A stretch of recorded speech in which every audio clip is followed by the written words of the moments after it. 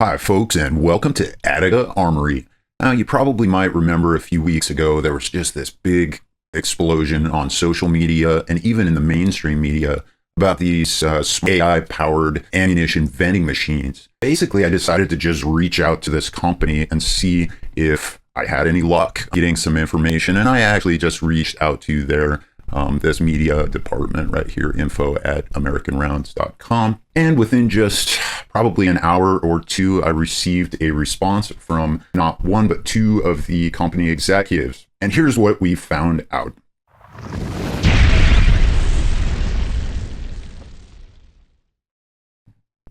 Now, before we jump in, I want to put out a quick disclaimer. First off, Attica Armory has no affiliation with American Rounds vending machines, and this is not an endorsement. We simply inquired to the company about their technology and their data privacy, spoke with two of their top executives, and are reporting the findings as we understood them. Two, we have not audited these machines. Therefore, I can't verify if the statements from the company are actually accurate by monitoring the data flow across the wire. The following info just comes directly from the company executives. Three, there is a lot of controversy surrounding this company and their business model, so I'm going to try to do my best to avoid tainting this video with too much of my personal opinions of this product. Instead, I'm going to attempt to focus primarily on reporting my findings and letting you decide for yourself if you want to patronize American Rounds vending machines. If I do interject an occasional opinion, it's not an allegation of wrongdoing by their company. It's probably just because there was a big information void in certain areas and I was left to speculate. Remember, I'm not a journalist and it's just an opinion, so just let's all try to stay calm. And lastly, please remember to give us a thumbs up and subscribe if you haven't already. We would love to hear your thoughts on this whole AI ammo vending machine business model in the comments section. So the first person I heard back from was a gentleman named Grant Majors, and he is the CEO of the company. And he got back to me on July 8th, 2024, just a couple hours after I had sent my email inquiry. And also later that day, I heard from a gentleman named Chris Heisler, and he is the Senior Vice President of Business Development. And he's also a company partner, from what I understand. I spoke with him on the phone the following day on July 9th, 2024. I'd like to thank both of them for taking the time to talk to me. And of course, if I got any of this wrong, or if you guys feel like that maybe something has not been represented accurately, you guys are welcome to come and do a recorded or live interview. We'd love to have you on. Now, my first big question was, where's your privacy policy? Now, Grant referred me to Chris on this one, and then he kind of started talking about some other things, their business model and who their target customer group is for this. But Chris stated that it shows up on the machine screen. So once you're doing the transaction, you have to actually agree to this sort of privacy disclaimer on there. However, he mentioned that it is not yet published on their website. Now, he told me that they are planning to publish it within 72 hours of our conversation. However, as of today, which is 7/20/2024, it is still not published on there. So we're going on almost 2 weeks later. Chris also asked me to hang tight on publishing this video for a couple of days because he said he was going to email me a copy of it so that I could review it before publishing this. However, I've not received any email from him. And I also sent him a follow-up email a couple of days after the interview to ask for that information and remind him, but he has not yet replied to that. The next question is, how is your customer data aggregated, used, stored, and shared? And most of this information came from Chris. He stated that the financial transaction is on a direct linked credit card network. So American Rounds does not actually see, collect, or store the credit card data. Two, the customer PII data from their ID card is not permanently stored either locally or remotely. However, if a customer enters an email address, that is transmitted and stored in a remote database. Three, the machine's inventory data is transmitted. So when there's a sale that happens, there's an inventory transaction reported remotely to a database that is outside of that machine. And lastly, these machines are connected to the internet. So obviously they've got to be connected in order to make that database transaction for the purposes of inventory. So the next question was, how does your AI integration work on the back end? Does it only pull from existing data sources, or does it actually push data to any source, either local or remote? So according to the company, the AI runs purely locally to validate the authenticity of the ID card. Now, it's not 100% clear. I couldn't get a clear answer on whether it's actually scanning that code on the back of your ID card and whether or not that data is analyzed, or if it's just the front face of the ID card, which looks at your face, looks at your date of birth, and looks at all of that visible information on the front of the card. So I couldn't get a clear answer on that. Now, once your ID card has been scanned, it will actually use a facial recognition AI to take a photo of you with a camera and match that against the photo that is on your ID card. The company states that it does not store or transmit any of your biometric data, not locally or remotely, after the transaction is complete. And then lastly, they stated that the AI does not conduct any kind of aggregate search or background check of the customer.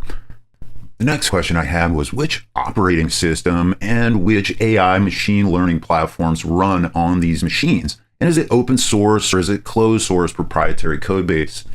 Neither Grant nor Chris could really answer any part of this question.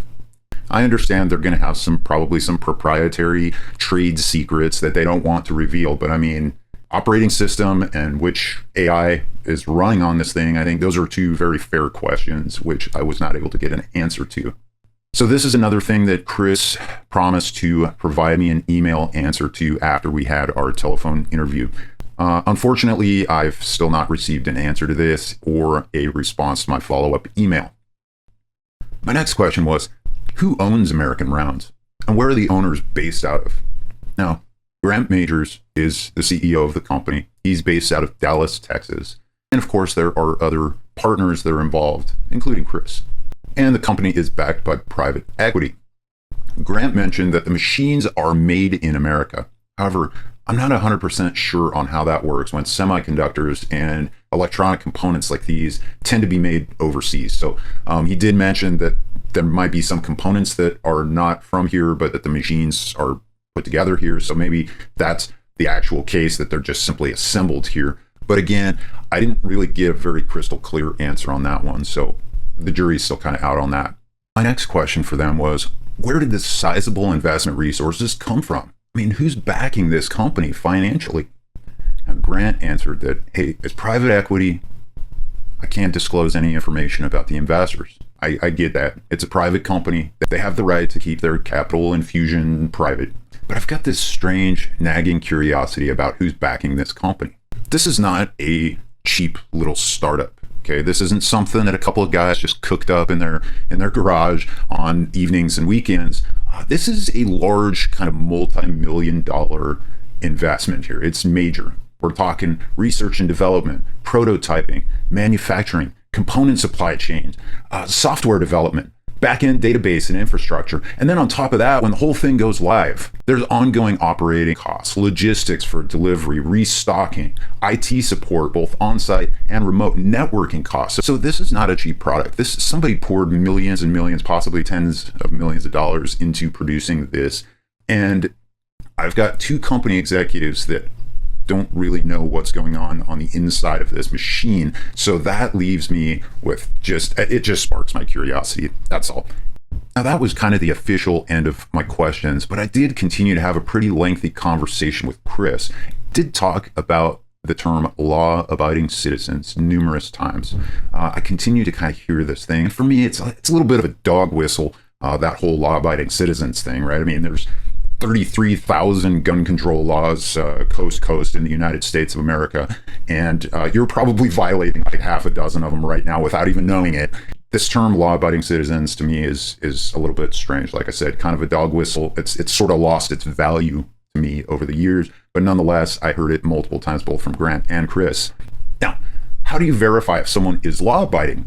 So they're telling me that they're targeting law-abiding citizens. They want to serve law-abiding citizens. Well, that seems to imply a background check. Is the machine reaching out and checking the buyer's info against outside data sources? So I asked him this, again. And Chris stated, no, it does not. He said that the machine itself becomes the deterrent. He said when you provide a facial scan, a credit card, an ID, that person will think twice before doing something bad. It's also about increasing security. So then at this point, I had to ask, who does it increase security for? I can see how it increases security for the store, but does it actually make me more secure as opposed to just walking up to the counter and paying in cash? Chris answered, no, not really. So then at this point, we had a pretty lengthy discussion about interests. Who is interested in this product really? Now, I could see the corporate interest in this. I can understand why the stores would be interested because it automates security, it automates the transactions, right? Maybe less people that they need to hire. It automates compliance with laws, so they don't need to worry about getting in trouble for things quite as much. So I get the corporate interest in this. I can also see why governments would be interested in something like this. I mean, besides being a potential treasure trove of data on gun owners, it's also kind of like an automated little law enforcement officer, right? It's basically like if you don't comply, you don't buy. So I get the corporate interest, I get the government interest, but the part that I wasn't really sure about was the customer interest. How does this serve the need of the customer? And I asked Chris that, why should I want to use this as a customer? And Chris stated that convenience is the primary benefit. So customers that are far away from big box stores, maybe out in rural areas, they can still get ammo at their corner gas stations or whatever, little corner shops. So there's convenience.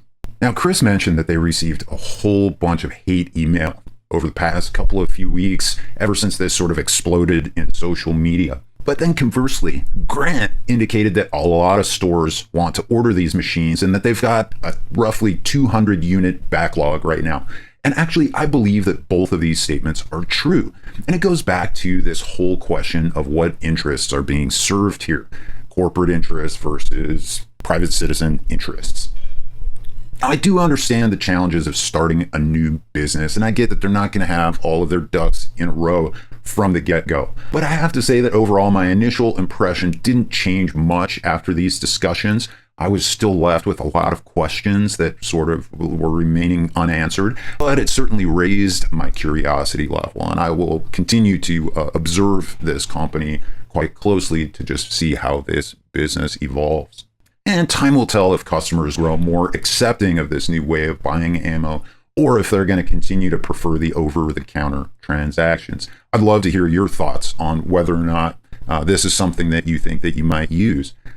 And with that, thanks for visiting today. We'll see you again next time at ATTRIBUTIONS Armory.